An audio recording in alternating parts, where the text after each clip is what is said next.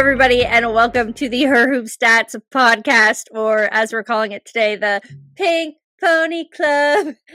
I'm gonna keep on dancing at the Pink Pony Club. Hope you're not wearing headphones for that. But welcome to the Monday edition of the Her Hoop Stats podcast. Coming at you here from the internet, I guess, is what we're dubbing now the non-stud StudBudz, which is Jamie and I. That's what like we're gonna call it. Buds, like the just not buds. the something buds. I will say, you quoting that post of them dancing together and saying out an Iowa State game, I have never been so serious that I would acquire matching tracksuits. Yeah. First of all, I could get like some of the ones that the team has if we wanted to match, but also I would absolutely just customize our own. Oh my god! As okay, well. For those of you who don't know, also hi, I'm Chelsea. This is Jamie. We're on the Her Hoop Stats podcast. This is post All-Star Extravaganza, but as you can probably tell by now, we're going to talk about StudBudz a lot. But on Friday night, when the video of StudBudz of Natisha and Court doing that like dance that they were doing, I don't know if that's a specific dance or if they just made that up. I don't know. But they were dancing in the club, and I took the clip and I quoted it on X, and I said, me and Jamie at an Iowa State game this season. And yeah, we're serious about it. Like I need to go to Ames, and we're gonna get matching tracksuits, and we're gonna do the whole stud-bud weekend at Iowa State. We're gonna go to a home game. I want to be fitted in the tracksuit. Yeah, no, I can make it happen. Like, yeah, you got the plug. And they had like multiple different suits. Yeah, so that's what we could do is we could have like, I could get us some of the like official ones, but then we will customize, make us homemade ones. Iowa State, yeah, go State, 100%. Yeah, Her Hoop Stats X Iowa State X non-stud StudBudz. Yes, we're gonna have to like workshop. Yeah, we're gonna workshop some name. Yeah. Because non-stud StudBudz just doesn't have that ring to it. We're gonna have to come up with something, but yeah, and I believe in us. We're gonna bring the two worlds together and invite Bridget Carlton to come along.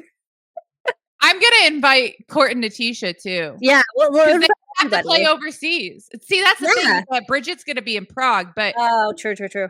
Courtney and Natisha, they were posted. They're like, "What content do you want from us next?" I'm like, "Well, it's not next, but we need college season. We need college season content. Yeah, we need the StudBudz to take on the NCAA.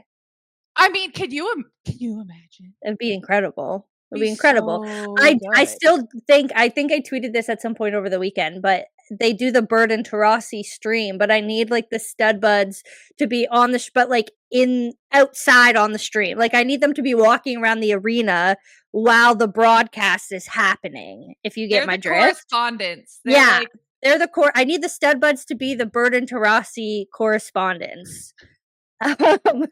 Yeah. Anyways, today's Monday, July 21st, and the All-Star Weekend happened this weekend in Indianapolis. If you live under a rock, the StudBudz, aka Courtney Williams and Natisha Heidemann, did a 72-hour live stream on Twitch through the whole weekend. And when I mean it was 72 hours, they were sleeping on the stream. They were, occasionally sleeping on the stream. Occasionally sleeping on the stream. They were outside a lot. They went behind the scenes to all of the All-Star activations, All-Star practice, media, the game. T was like working. Like Court was doing her All-Star thing, but like Natisha had a lot of time on the stream where she was holding it down, creating content. Yes, the both of them really fed us this weekend. Like it was like it was unlike anything we've ever had in terms of content. And now it's just like, first of all, I have an entirely new vernacular of vocabulary now. Dubs in the chat. I can't believe I've gone this long. We've gone 5 minutes without me saying dubs in the chat, which is probably the longest stretch I've gone all weekend without saying dubs in the chat. believe it, twin. Uh, from now on, Jamie's just twin. Um, I'll that's take it. how. Yeah, we'll take it. And BMAC, who is behind the scenes right now, is also twin. Shout out. But I mean, Tyler DeLuca is really twin because really twin, yeah. because he made it on the stream twice in And then the was weekend. it Talia von Oelhoffen that then replied and had given him pink hair? Yeah, which 100% is incredible. Thank you, She Talia, kills for me. your for And your her cameo on the Oh stream my was goodness, tremendous. that they didn't know who she was. See, this is why we need them to hit the college scene. It's true. They need to Like, be they haven't been able to. That's You okay. know? That's hey, you know what? You've been out there grinding, you've been doing your thing. Courtney's been outspoken about this for years and years about like I got a family to support, like I've been grinding. And now you got that unrivaled contract, you got the time, you get to stay home in the US. Although, one thing that Courtney has been talking about is how much money she's lost out on this year between losing the unrivaled finals, the one-on-one tournament, losing the Commissioner's Cup, and then on Friday she lost the skills challenge. And her reaction to that on the stream was so funny. She was like, "I don't want money," apparently. Because she's like, I lost the unrivaled, I lost this, we lost the Commissioner's Cup, and now I lost 50 bands here today. Well, I have great news for her as far as the success of the stream because yeah, true. She's about to get all that money back from Twitch. And then some. I mean, first of all, the merch that they dropped. Yeah, which like I was so close to buying some, but like it's $110 American. Which see, that's the thing is like for you, it would be tough because you have like, you know, duties and shipping and all that. Yeah. But when I opened that link and I saw that for one of the sweatsuits, it was like $60 for each piece, 100 for the set. And then for the other two, it was 65 for each piece, 110. I was like, that's not bad. Actually, quite a good price. I appreciate them making it accessible. And then the collab they have with Together, where like Natisha had on her story that everyone watches women's sports, and over women's sports it said StudBudz. And so then when they do that with their official word mark, which is also beautiful, like all different fonts, the different colors. Like my husband is really into like bright, colorful, like pop it, and he's like, that is the best logo I've ever seen. Like it's incredible. He loved it. And so Dubs in the chat for the logo. Very, very much dubs in the chat for the logo. We love Prowl being there and popping out. Oh my god, Prowl is the honorary stud bud. No, for real. Yeah. I was like, and people were like, is Prowl a stud? And I was like, I think Prowl's a stud.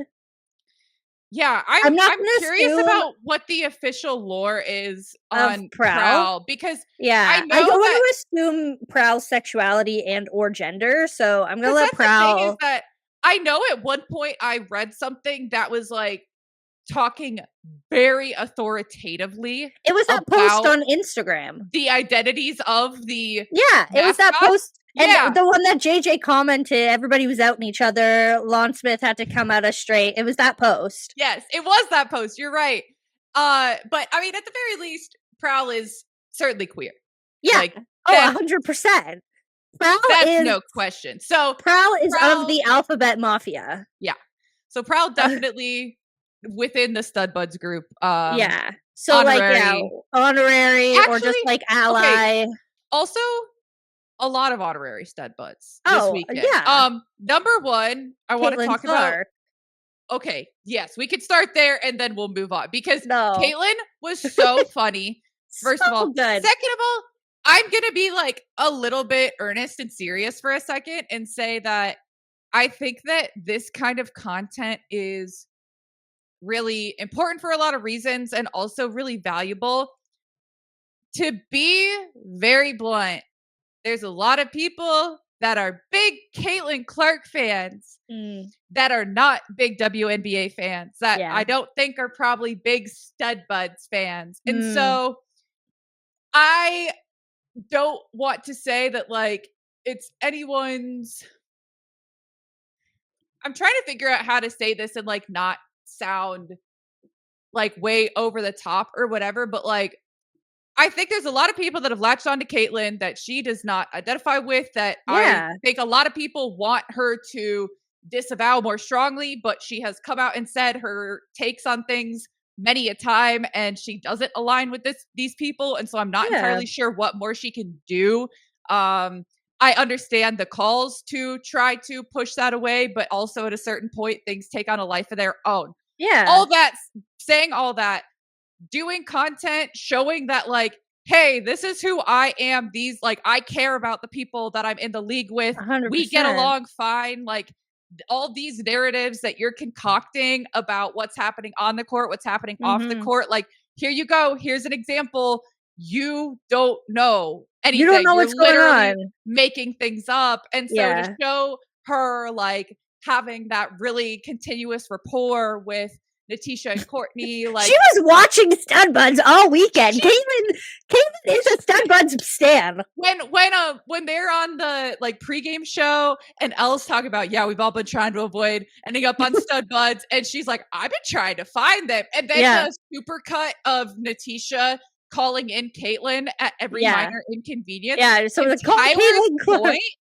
Tyler's point saying it was like the State Farm commercial literally so spot on. Like, if they don't take this and run, and look, hey, I understand like demographics, I understand segmenting, like maybe this isn't a TV commercial for you, State Farm, but if you're telling me that you couldn't whip something together with those three to put on streaming platforms, to buy spots on Twitch, are you kidding me? Yeah, I think like to your point, and I've seen so many people talk about this online as well. I think one of the biggest things that this stream did that it probably didn't intend to do, but just did like naturally, was just show the genuine relationships between everybody in the league. Like those players and people, they're close. Like it's a tight-knit sisterhood. They spend a lot of time around each other. They spend a lot of time. They got each other's back. They truly, genuinely like each other. And all of these narratives that people are trying to put together to say, oh, there's beef, there's this, when all you're seeing is the on-court product, which they have been very open about, that when they get on the court, they're competitive people.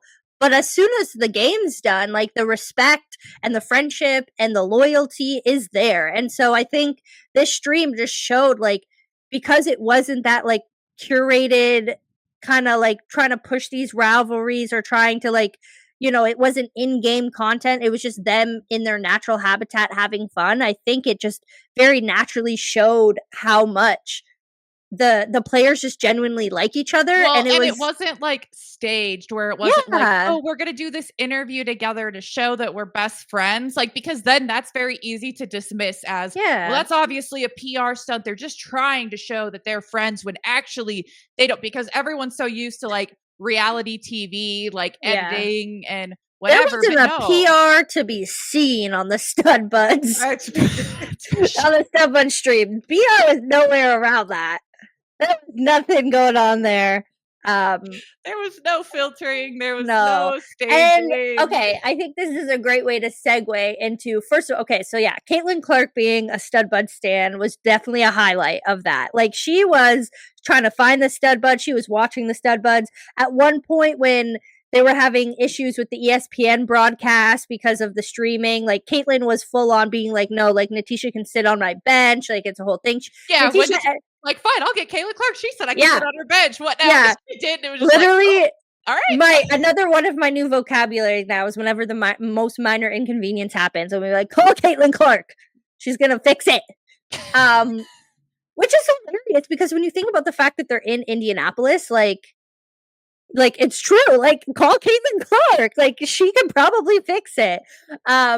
But anyway, so that was a great point. One of my other favorite moments from the stream was Cheryl Reeve doing the shmoney. That was the person I was going to get into. So I thought that was so fun. Like, again, like talking about humanizing people on the stream. Like, you have these kind of larger than life figures. You have these people that like you don't see the side of very often. Like, I feel like Caitlyn isn't an absurdly private person, but like because of who she is, like, and the spotlight she's on, like, she does want to keep some things for herself. So to see her in these kind of environments is really cool. And then same with Cheryl, like she definitely comes across very intimidating, I think, in a lot of the like public facing things that we see from her, just because she is like so serious about being a coach. She's someone who also, a lot of the clips we're getting from her are from media scrums, from press conferences. And she's someone who is very, very big on professionalism, on media professionalism, on taking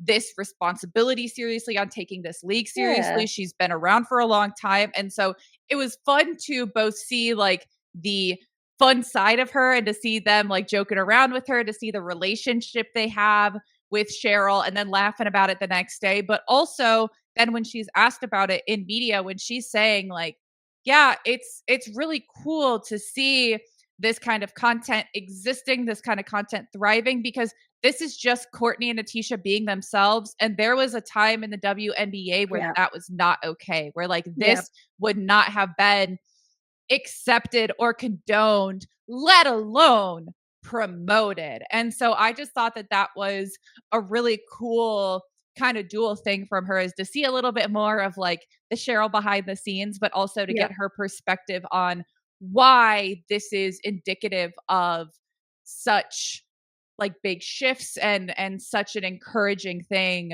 for the WNBA, because she wants her players to be themselves. She wants them to thrive.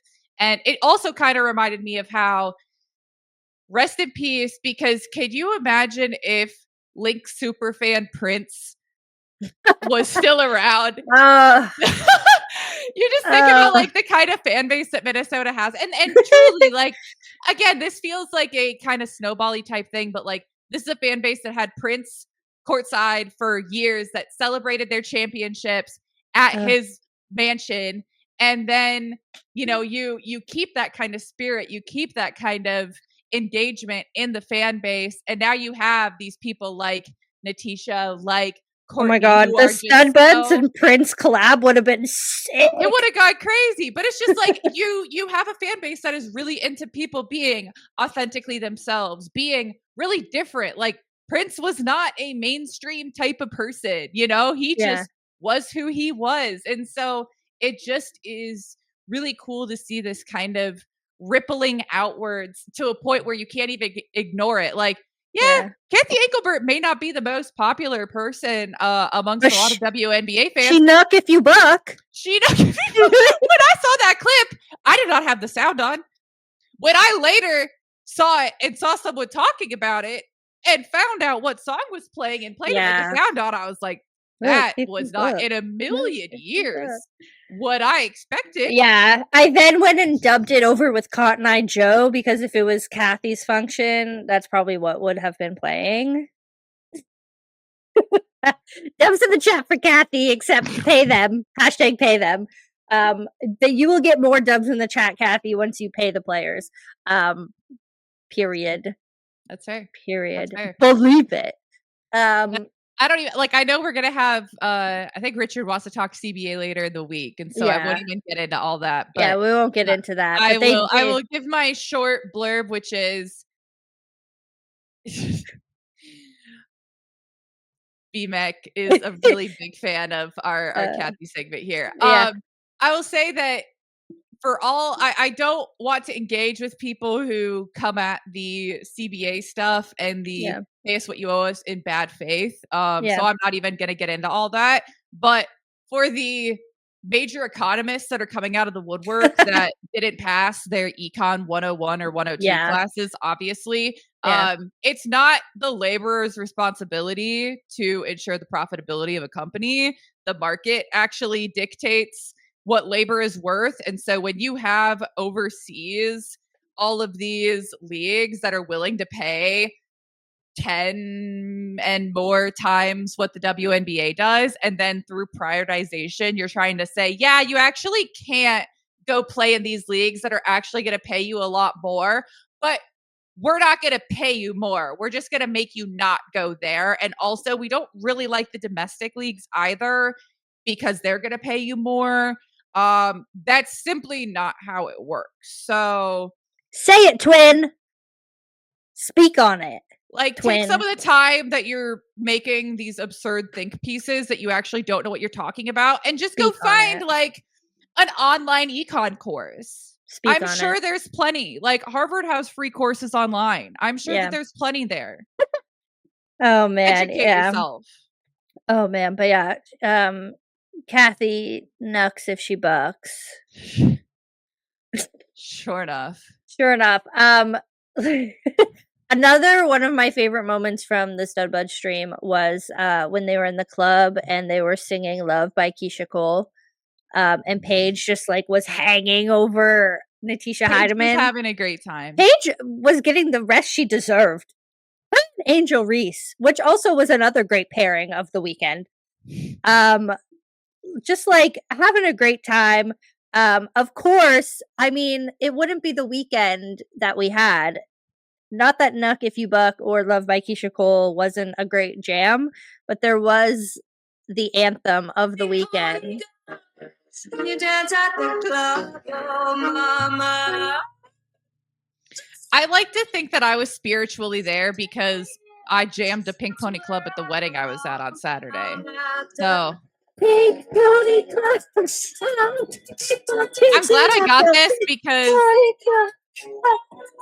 I gotta admit, at the top of the show, my headphones did disconnect for almost all of Chelsea's solo. So now we get that. I was supposed to see Chapel Roan last year and it didn't happen, and it's sad. Boo. You know. Yeah, I kind of wish that I saw Chapel Roan before Chapel Roan blew up, because now I definitely can't afford to see Chapel She was Roan. scheduled for a festival in Iowa before she like really blew up, and then she did blow up, and so then the festival got really crazy, and it was really overcrowded, and it was like really disgustingly hot, and just didn't feel safe. So I did not end up. Yeah, that's fair. Also, Chapel Roan StudBudz collab coming, hopefully. People were tagging her like, "Hey, you want to perform at a Lynx game?" Yeah, I was like, that's probably not Chapel Roan's ministry, but sure. I mean, like the don't get me wrong, the fan base and the vibe is there. I just don't think Chapel Roan is gonna perform at the game. Is my thing. We'll see. You never know. You never know.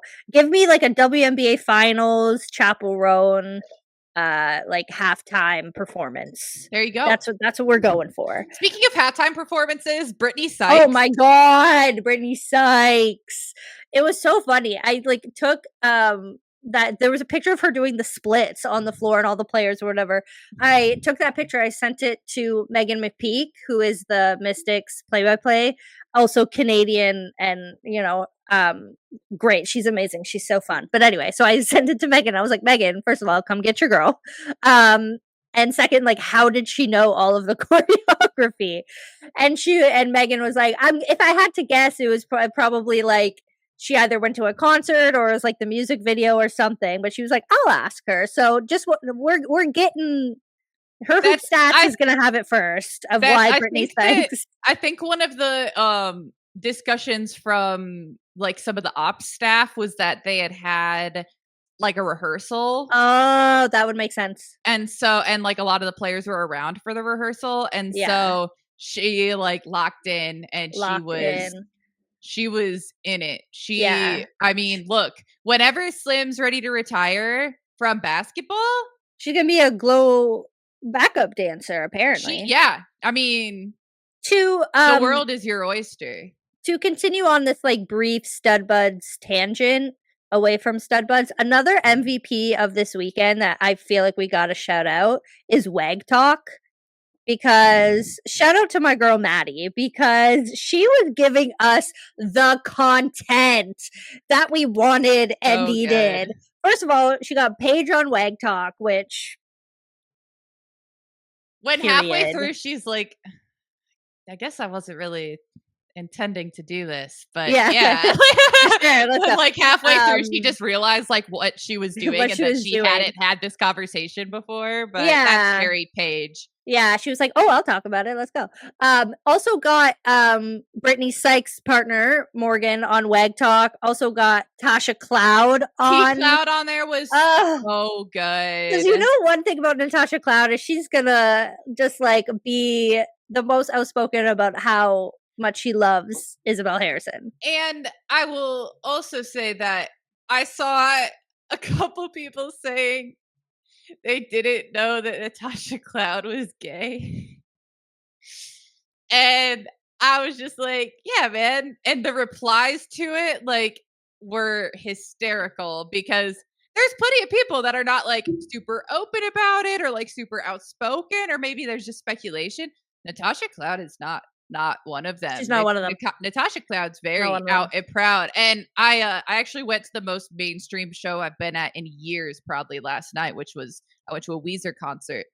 And Nice. they have a song that's on the older side called Pink Triangle, and one of the lyrics is, I think, one of the best lyrics that's ever been written, and it says, "I'm dumb, she's a lesbian." And I think that kind of encapsulates everyone who was surprised by that. But I feel like that needs to be like a TikTok trend. Like that exact clip would be kind of a banger. 'Cause that's a heck of a lyric. Anyway, shout out to the Wag if Talk. we Wag Talk. Also, if we have StudBudz, then Tasha Cloud's gonna come up with Poppy Buds. So shout out to Tosh Cloud and winner of the skills challenge, Tosh Cloud as well. New York Liberty dominated that, challenges. and like not only goes on Wag Talk and talks about Izzy Harrison, but also goes and wins her a good chunk of change. Yeah. And they're gonna buy that cute little house together. And the little part where she like lifted her up after. Yes. I was living Love for is the real. content. Love is real for some people, apparently not for me. Lols. Just wait for our dating show next year. Yeah, we're gonna come up with the dating show. I also did pitch. I had a friend that is an Iowa State grad that now lives in California, but comes back to go to women's basketball games. And we talked about having a show here for him called The Corn Bachelor. And so we could do a Corn Bachelorette episode when you are here. No, I want to be on The Corn Bachelor. Oh, yeah. And then I'll be the favorite, and that's how I become the Corn Bachelorette. Oh, spin-off. That's how they do it on The Bachelor. You're so right. I know it's good. No, I got you. Subs in the chat for the Corn Bachelor. That's right, twin. I love that. This is the most chaotic episode of this podcast, and I love it. We're almost half an hour in, and there's like 2 like actual things I want to talk about still. Too. Okay, we'll wrap up our StudBudz talk. If there's I'm trying to gloss through now and see if there's anything that I missed that I really want to talk about StudBudz wise. I mean, have we talked about Nafisa? A little bit, like being mom. Yes. The one part that killed me was when Saturday or Friday morning when they were #not well. The one part where they were getting on the bus and Court was like, "Fee's bringing us food for the bus," and I was like, "Of course she is." Yep. We haven't even talked about the IV yet. Oh my god, that's crazy! That and then the picture that Rebecca Brunson posted of Courtney knocked out with her phone in her hand, watching a Paige and AZ TikTok. I was like, relatable content. The behind the scenes links content was so good. Like to get that from Rebecca Brunson, and then you have Cheryl on the stream. I'm just like, okay, I'm living. The other thing, so Alex Basil also dropped some big Unrivaled news on the stream, which was that the prize money for the championship of Unrivaled is going up to $100,000 this upcoming season. So I, obviously, because I was watching live on the stream, posted that on X and was like, drop some news. StudBudz had it first. Nafisa Collier quoted my post and just put some money, and I was like, yes. And then because I was again watching StudBudz all weekend, I saw the part where they were in the bus and they were just like hyping up LaChina Robinson, just being like, yes, fine shit, she looks good. So then I obviously, because I was like live tweeting, StudBudz tweeted that. So then LaChina screen grabbed my tweet and put it on her Instagram story. Was like, how did I get on this? What is happening? And so, I mean, like, I feel like if Tyler had his StudBudz cameos, those were my StudBudz cameos. You definitely did. Yeah. And that's, That's perfect because that relates to one of the two things I wanted to mention. Ooh, okay. Because one, Unrivaled had some additional news, which Oh, is yes. Oh, that they have signed the Unrivaled class of 25, which is the future of Unrivaled. There's no real additional details outside of that. No. We don't really know exactly what that means. Except We dubs have, in the chat for Canada because Silas Sword says Unrivaled. and you know who else is? Audi Crooks. Audie Crooks. And so I'm super Dubs excited in the to hear chat. what exactly the deal is there. And I also love it so much because the whole group, like, I mean, there's a lot of connections there from, Yeah. especially like the AmeriCup roster, like Audie and Flage had Not some really just awesome moments. not just the American AmeriCup, but the Canadian AmeriCup as well, Of because course. Silas Swords is up in there. Silo was there, yeah. And then we're gonna get to see like more of these connections from these players that have like, Yeah, you know, like started to get to know each other. And I mean, there's quite a few that are not even seniors this year. So like for a lot no, of I them, you're mean, anticipating, okay, the next, not even this coming year, but the year after, maybe they'll be Unrivaled. But I'm really interested to see for like the you got players that are going to Juju, be you got juniors Sila, you and got Sila's Sila, gonna be yeah, a so young, sophomore. yeah. So I'm really I interested mean, to see what that's going to look like. Sienna Betts hasn't even started yet, and she's on that. Like, she's a freshman. So you got like four. Well, I love it because like there's been so much discussion of, okay, with NIL, you know, you can kind of have these partnerships with professional leagues. Like the MLB, I think, was signing players to NIL deals from like college sports outside of Sick. baseball just to like show up and support and promote for local teams. And so Yeah. I think that continuing to have these kind of partnerships is really, really cool. And I I'm mean, interested to see what they do with it. yeah, I'm curious because last year was just Paige and Flauge, and obviously Flauge is back on like this roster that came out, and so you know. But I'm curious. They did a bit of content with them, and like we're helping them promote Unrivaled and the merch and the whatever and the announcements, which I thought was really cool. But like now you have this big class, and I'm curious if like anything else comes of it. Like I know that Unrivaled is right in like the peak of college basketball season, and so I doubt that there's going to be any like big stuff during the season just because like the players activations on site, but maybe just content and stuff like that. yeah, exactly. Like the stuff they can film in advance or stuff that they can do that wouldn't interfere because obviously the players are going to think about their seasons first. But like you also think about the fact that like Juju probably won't play this season, and so like you could get her out. You know, and so there's these different things that could kind of come about with having, and I mean the fact that Juju not invested as like an investor, but then is also now an NIL, like I love it. Well, cyclical, yeah, it's funny. All right, the last thing I want to hit on, Chelsea, is getting into actual WNBA play, which What? is, I know. So as you were locked in on the stream this StudBudz. weekend, I was Yeah. mercifully pretty occupied at a wedding going to a concert. So I didn't go as overboard as I usually would. I get really into, as I've said before, numbers and things like that. I really Yeah. like to do strength of schedule calculations and stuff. I did not, in fact, do all of that. However, I do have a list of the teams who have not seen each other yet going into the back half of the season. And so I'm going to share with you Okay, the teams that are going to have first time meetings. let's go. So for the Lynx, they have not played the Liberty, obviously.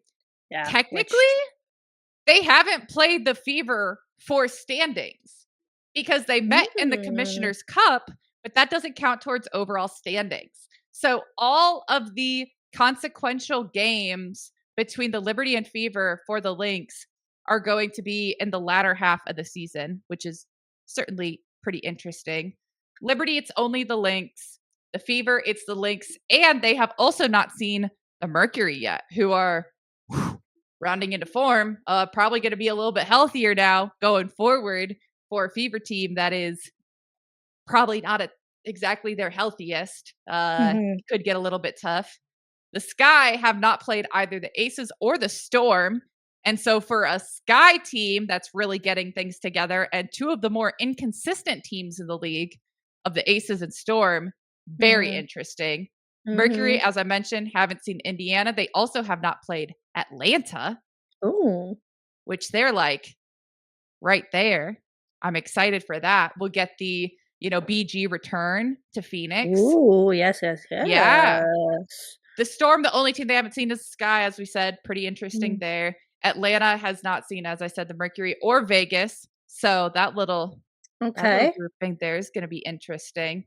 And Okay. then I've already mentioned them, but yeah, Las Vegas has not seen Atlanta or Chicago. So we have a lot of, there's really not a matchup on that list that I'm like, okay, well, yeah, we haven't seen it yet, but who cares? Like, Yeah. those are really, really good matchups. So, like, we have a lot of very intriguing new games coming up, which for a league that's 13 teams strong and you're over 20 games into the season, a little wild, but very exciting. Dubs in the chat for those matchups. Dubs, dubs, dubs, or no, dubs, dubs. I saw a In the lot of that. The Weezer hand sign is like this or something, I think. So I saw a lot of that last night. Dubs in the chat. Um, yeah, I mean, the WNBA returns tomorrow, Tuesday, which is wild given 5 the fact, games. yeah, 5 games tomorrow. Plus, I mean, the last games were on Wednesday. And then All-Star stuff started on Thursday. And then All-Star stuff ended technically yesterday morning because there was no way they were really sleeping much on Saturday night.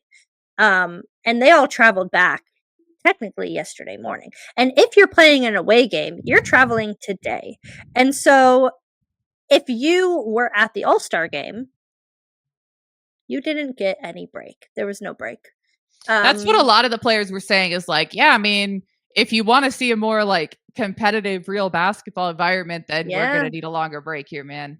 exactly. Because you think about, and not that the NBA provides a competitive basketball All-Star game, but like do the all, like if you're not at the All-Star game, you get like a week and like I think like 8 days. If you go to the All-Star game is there's events Friday night, Saturday, and Sunday. And then usually you get into like Thursday until there's another game. And so you get like 3 days if you want to go do something really quick or if you just want to go home and like chill. It's like But take a with breath.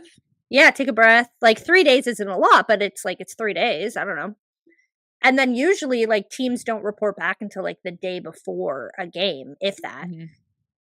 But in this, like teams aren't even having time really to like practice. Like I doubt there's going to be practice today. They're going to have shoot around tomorrow and then you're just going to play. And like if you're traveling today, you traveled yesterday. If you were at Indiana, like it's just a lot. And like I do appreciate I saw yesterday obviously on the StudBudz stream they got the PJ. And some teams, Link's new ownership ponied up. yep, let's go. And I think it was the Liberty also that gave that got them a PJ. Oh, I'm sure. And I'm sure like the Aces, like whatever, right? And so I was like taking notes. I was like, who isn't providing that transportation? Because I'm sure there were some of them who flew commercial back to wherever they were going. And that is interesting as well. I was like taking notes.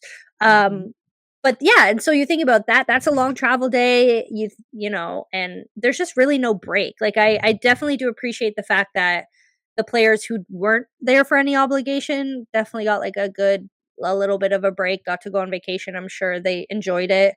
I saw like the German players were in New York. I saw a couple of people like on the beach. I know Jonquil Jones went back home to the Bahamas for a few days.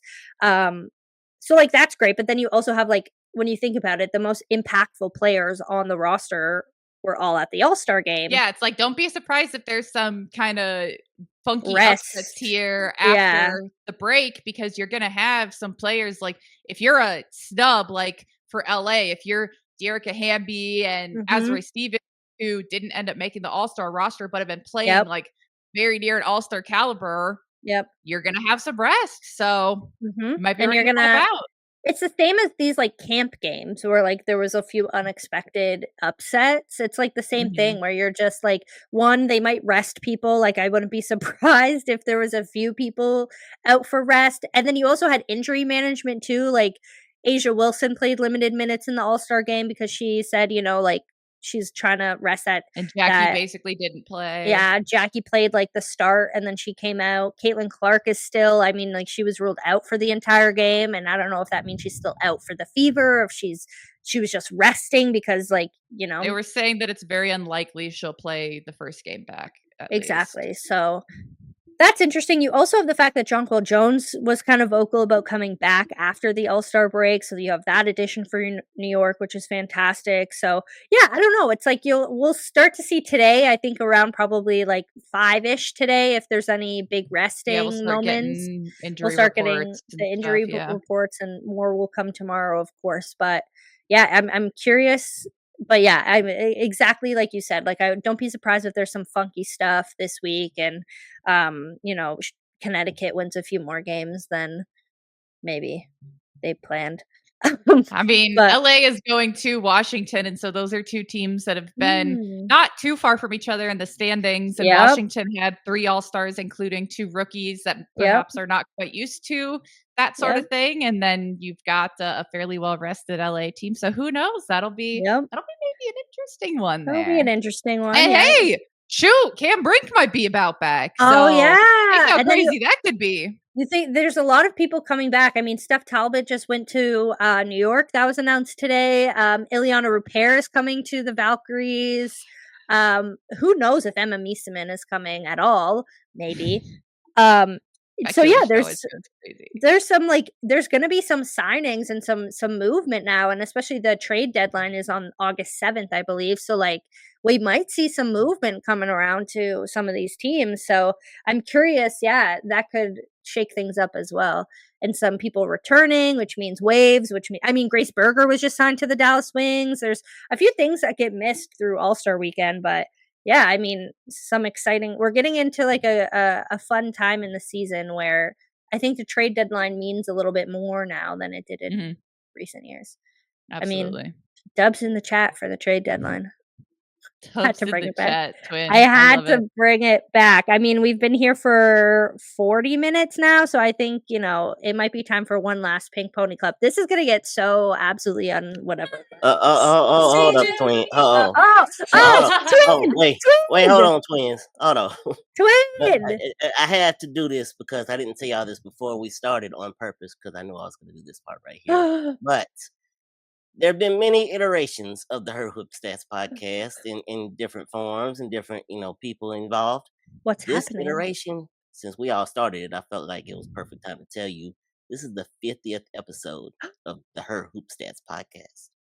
Wow. Dubs in the chat. Dubs in the chat. And because, I'm the world's worst producer and I'm probably going to get us kicked off YouTube, but I can't help myself. This is for you guys. Yes, I'm gonna keep on dancing at the Pink Pony Club. I can't hear what's going on, but I'm just gonna sing. Dancing at the Pink Pony Club. I'm gonna keep on dancing out in West Hollywood. I'm gonna keep on dancing at the Pink Pony. Makes me want to bring my pink hair back. Pony Club. Ooh, ooh. Yeah. Beautiful. So I love it. Incredible. Dubs in the chat. Thanks for that. Dubs in the chat for BMAC. Great work, Always. Twin. I'll leave it. I love it. Oh, man. Well, thank you all so much for watching the 50th episode of the Her Hoop Stats podcast here after All-Star. I hope you enjoyed our chaotic All-Star Weekend recap / StudBudz recap. Make sure to check out Her Hoop Stats online at herhoopstats.com, but we are also on Blue Sky, X, and Instagram, and here wherever you're listening, whether that's Spotify, Apple Podcasts, YouTube, the whole thing. Subscribe, follow, all the stuff. Let us know what your favorite StudBudz moment was from the weekend down in the comments. Dubs in the chat. You can help us out with our StudBudz knockoff name. Yes, yeah. Suggest what the StudBudz name is going to be coming to an Iowa State game near you. Yeah, it's going to be great. Ames is going to be popping for the StudBudz. But anyway, thank you so much for watching this episode of the Her Hoop Stats podcast. For today, we're going to sign off and maybe get to some real basketball tomorrow. But we need an All-Star break too. This was the All-Star game for us. Thanks for watching.